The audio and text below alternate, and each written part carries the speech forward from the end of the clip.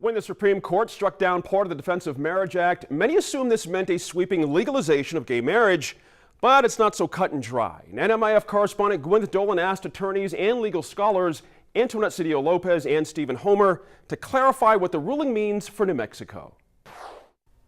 We are joined today by two legal scholars from the University of New Mexico. Antoinette Cedillo-Lopez is a professor who specializes in family law, and Stephen Homer is a professor who has taught sexual orientation in the law. Thank you both for being with us here today. Pleasure. A few weeks ago, the United States Supreme Court ruled that the federal government can't refuse to recognize same-sex marriages performed in states that have legalized it. But bringing that down to New Mexico, and Antoinette, I'll start with you. Does that ruling mean that New Mexico can't refuse to recognize those marriages? Well, legally it doesn't, but New Mexico actually has a statutory provision that says if a marriage is valid where it was performed, it will be recognized in New Mexico. But, you know, as a technical matter, yes, there's the power of a state to do so under this case. Well, let me phrase it a different way for you, Stephen. Does that decision mean that same-sex couples in New Mexico will be able to get married here? No. The decision only affects the reach of the federal government's authority on this issue. And so all that the Windsor decision, the Doman's decision, all that it held was that the federal government cannot refuse to recognize valid same-sex marriages if they're valid in the state in which the couple is asserting the marriage. So New Mexico doesn't allow same-sex marriage, but we don't have a law on the books that bans it. Is that right? That's right. We're one of the only states, actually. We are the only state. We're the only state. So that leaves us in a little bit of a gray area. But isn't it true, Antoinette, that New Mexico courts can divorce couples, same-sex couples married in other states? Relying on that statutory provision, they do so because the marriage was valid. They come to New Mexico, and it's kind of a comity issue, or even a full faith and credit kind of issue, where we're a federal system. And so we have to recognize each other's laws and each other's rulings in order to sort of function. And so that's what's been happening in New Mexico, and will continue to happen, I think, unless something drastic changes. So legally, we have to do that because we have to be able to divorce people that were married other places, but that doesn't mean that we have to recognize those marriages in other ways. Stephen, is that right? I think that's still a gray area in New Mexico. Say, for example, a same-sex couple married somewhere else, came here, and then one of them died without a will. And the surviving spouse said, I'm the surviving spouse, I would ordinarily be entitled to all of that stuff. We don't know the answer to that yet in New Mexico, how New Mexico courts would handle that. Right. As Antoinette points out, we do have the statute that says New Mexico will recognize as valid marriages that were valid elsewhere, so that suggests, but doesn't totally answer the question. So the bottom line for this federal ruling is that federal employees will get some benefits? Lots of places will get benefits. Social Security, immigration law, railroad benefits, retirement benefits, all kind. Immigration preference. Immigration preferences. Any time that the federal government recognizes a marriage, and the statute, I mean, the case itself says there's over 1,000 places in the federal statutes that they look to marriage. So this obviously applies to federal employees, but is it going to apply to couples married elsewhere who are living here? Yes, I think so, because we have an opinion from the Attorney General that says New Mexico will recognize foreign same-sex marriages, and this statute that says New Mexico will do so. So it suggests that a same-sex couple living here who were married somewhere else, as long as it was valid. As long as it was valid there. That somewhere else, yeah. Should be able to get some of those federal benefits. Like, for example, my spouse is not a U.S. citizen, but he should be entitled to a green card because I'm a U.S. citizen. What does this ruling not do? What are some of the big things that it doesn't even address here? It doesn't address the question of whether states must allow same-sex marriage. That's still left open. The other thing it doesn't do, this is a little bit technical, but the other thing that it doesn't do is it doesn't clarify how constitutionally bad anti-gay discrimination laws are. It leaves that open.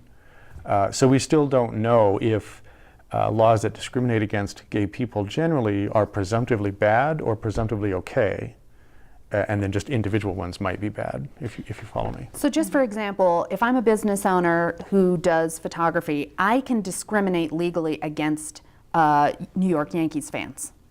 Well, that question, yes, you can. Right, I can You say, I only am, I'm a Dodgers person, I'm only going to shoot pictures for Dodgers fans.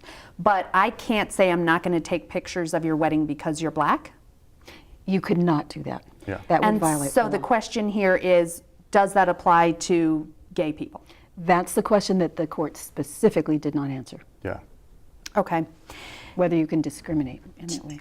Do you think that folks are thinking that this federal ruling has broader impact than it really does, or that it addresses more than it does? Is there a misconception? I think people do think it addresses more than it specifically does, but it is a landmark decision in the sense that it opens all kinds of doors and all kinds of possibilities.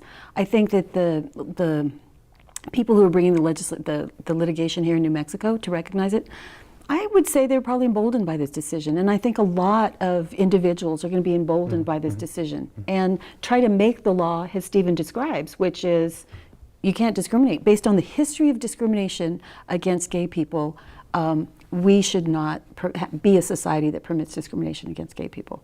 That's the case that's going to be made over and over and over again. And I think Antoinette's right, and I also think you're right. I think there are some people who imagined that federal recognition for purposes of specific federal benefits somehow also meant nationwide marriage equality.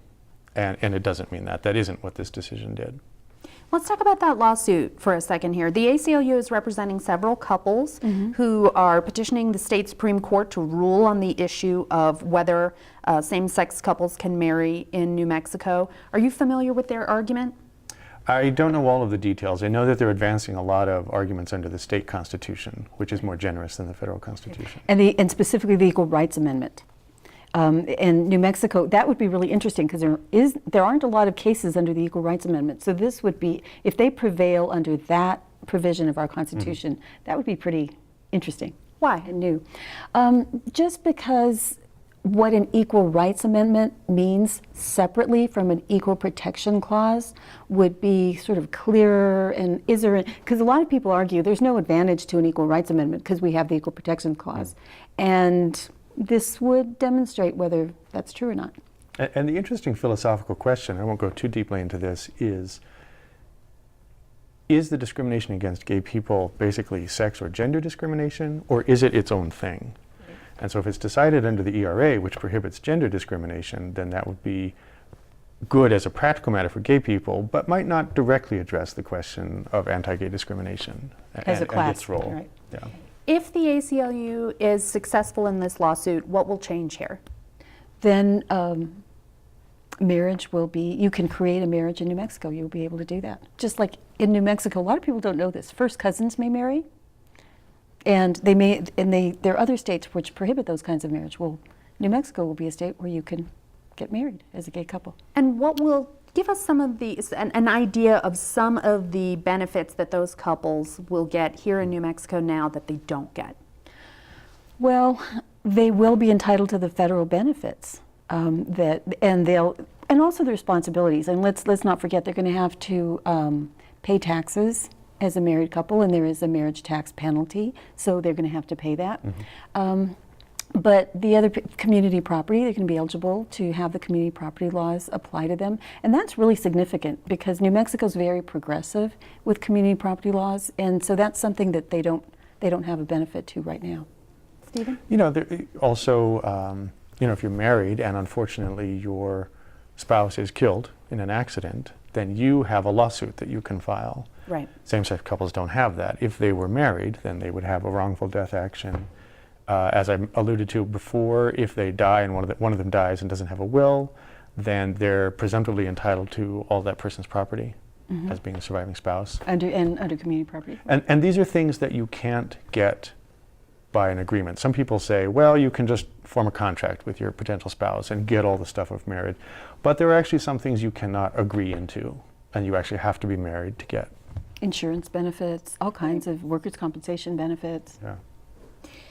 You know, you mentioned immigration earlier, and we are a border state. We've got a lot of couples who maybe straddle that border. How does the federal ruling impact immigration or families where one spouse lives in another country or has residency there? Well, now that spouse will have the spousal preference under the immigration authority, so that under the immigration law, that's huge. Yeah. There've already been reports of couples, applying. I know of at least one couple in New York Right. where the same-sex partner has received a green card. So it already. makes it easier to bring them in, Yes. right, if the marriage is recognized. Does it impact adoption? In New Mexico, there's not a prohibition against adoption by same-sex couples, but some agencies have a preference for married couples. Right. So they'll get that advantage. Yeah. If the state Supreme Court does rule that same-sex couples can marry here, Stephen, is that the end of it? Are we done? I'd like to think so. But there could certainly be litigation that follows from it depends, I guess, on how they word the opinion and how broadly they word it. But you could certainly imagine people suing over what are the finer details of what that really means. And that issue you described, that you started describing about businesses who may want to deny benefits to married people that they give to other married people. That issue, I think, is And is of gonna be course, there could be a move to amend the state constitution. This lawsuit would be decided on state constitutional grounds. So somebody could say, I want to amend the Constitution to prohibit same-sex marriage, and then we'd have to have that fight. Yeah. At the legislature? Yeah. Right. Or So in the over- electorate, depending yeah. on how it, yeah. So over is a strong word. So part of this is in a district court and part of it is at the Supreme Court, but it's state Supreme Court. Let's just talk about that. How do you think they will rule based on your observations? Antoinette? I'm not sure. I'm not so sure. They have a strong record on equality, but they don't have much of a record on same-sex issues. So I'm not really sure. What do you think? You know, I'm optimistic.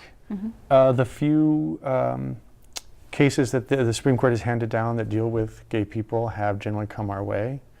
They've been mostly in the family law context and But mostly there have been a few, centered. and very few. Yeah, and there's been a few, and mostly centered on family law principles, but mostly our way. So But that custody case, I mean, there are a couple of cases that were not supportive. There's some custody cases that really were surprising to me. So I don't know. Like I said, I would hesitate to predict. But the Supreme Court can decline to touch the matter at all, is that right? That's right. What happens then? It needs to be litigated up through. It goes back to the district court, up through the Court of Appeals, and then they That could just take a have to long deal time. with it Yeah. later. yeah. You know, we've seen in opinion surveys over the past few years this rather dramatic shift in public opinion from opposing same-sex marriage to supporting it. How sensitive, Stephen, are the courts to public opinion? Is this something that affects them at all? You know, officially, no, right? They're supposed to be above that kind of thing, but they are human beings. And I think to the extent that as judges, they feel like they don't want to get too far out ahead of public opinion, it's helpful for them to know that public opinion is shifting to support a decision in that way. Well, and there are some situations like the execution of the mentally retarded, because states around the country started finding that the execution of the mentally retarded was, cruel and unusual. Then the Supreme Court came in with its opinion, and so I do think there's an impact when every, the other states, when public opinion has changed so dramatically, that the court kind of catches up with it.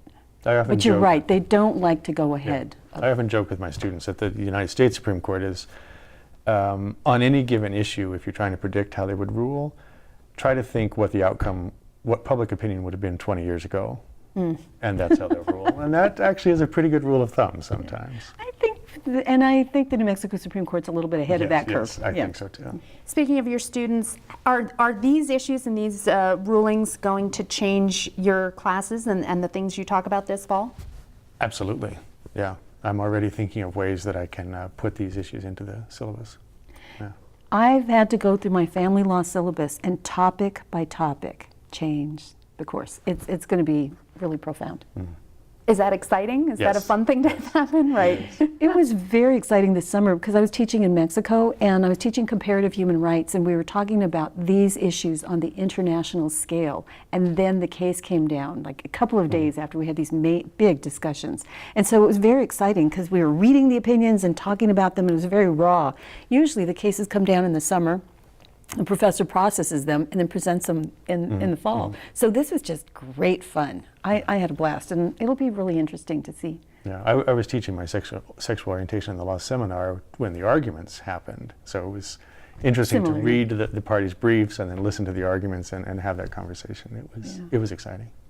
Yeah, Well, thank you both very much for being with us today. happy to do it. Thank you. Thank you, Gwyneth.